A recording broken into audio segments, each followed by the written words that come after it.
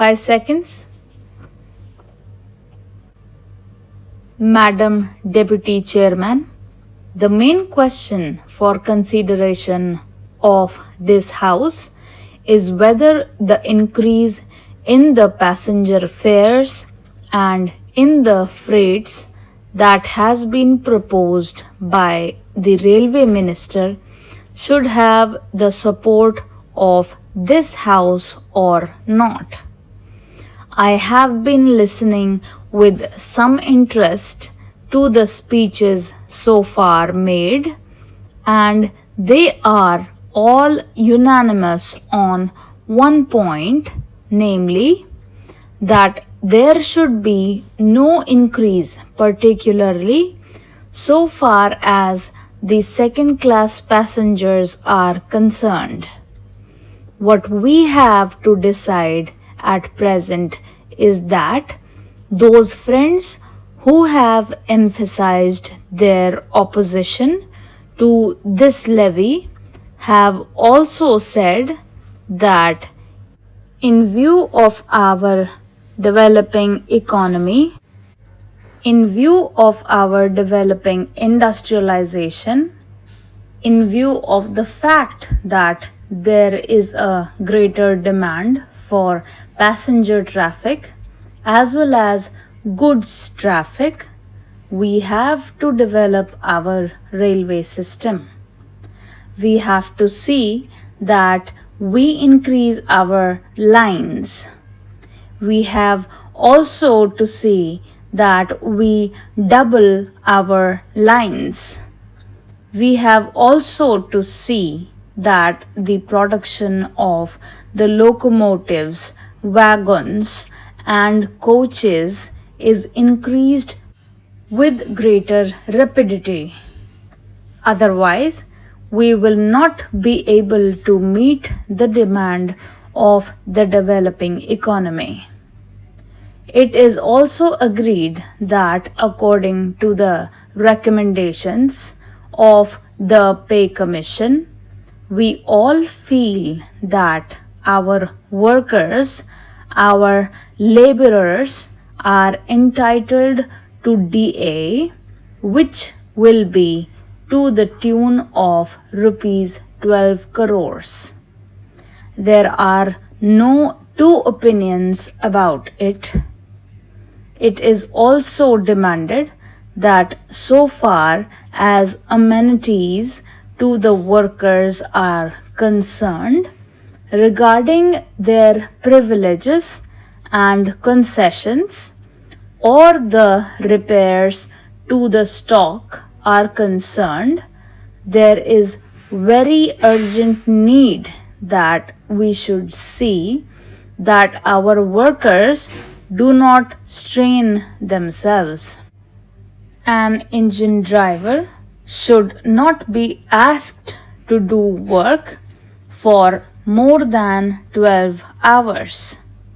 Similarly, others in the railways should also have further concessions so far as leisure, rest, and leave are concerned. It is also agreed, and it has been emphatically stressed on all hands that the second class passengers are not getting amenities which they should get. The greater portion of the income comes from the second class passengers, and the position is that they are not getting their dues by way of rest and comfort which are necessary for them. I appreciate that effort is being made, that so far as sleeping accommodation and provision of fans to the second class passengers are concerned, something is being done. But this does not touch even the fringe of the problem, and when we see the second class passengers huddled together like cattle, not even having sufficient air to breathe in, we feel that there is something seriously wrong with our railway administration. We have also to see that the shortage that we had about the supply of wagons to the coal mines and to our steel industry is not there.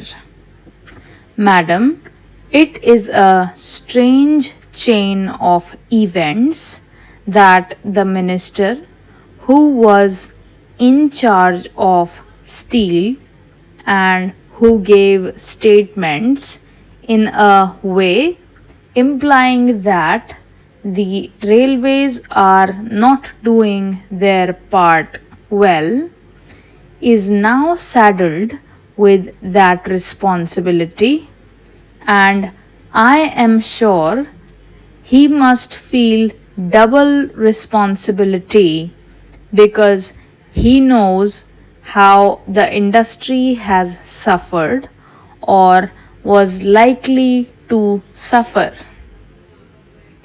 As the Minister of Steel, he charged the Railway Ministry of not doing things which should have been done. So now, these are the problems that we have to meet, and the question arises how to meet them.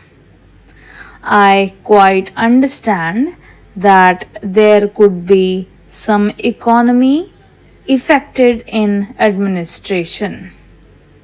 I could also understand that by tightening the administration and seeing that there is not much of ticketless travel, we could improve the position.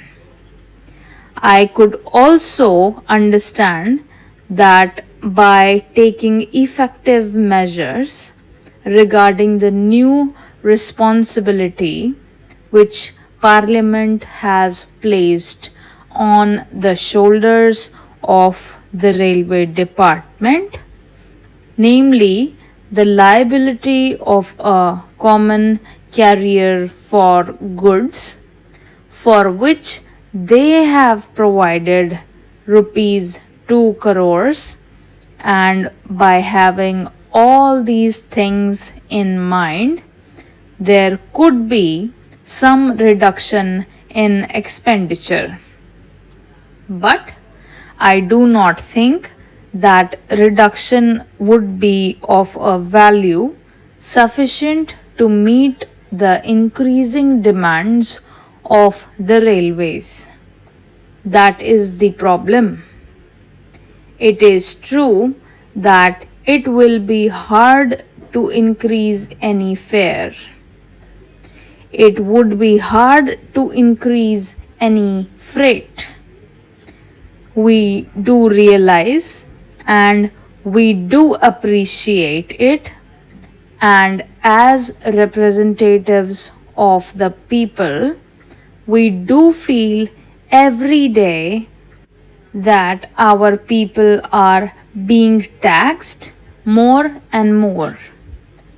As regards freight, Madam, my own view is that so far as food articles are concerned, this proposal should be modified just as there has been a modification in the case of giving encouragement for exports and in certain other respects.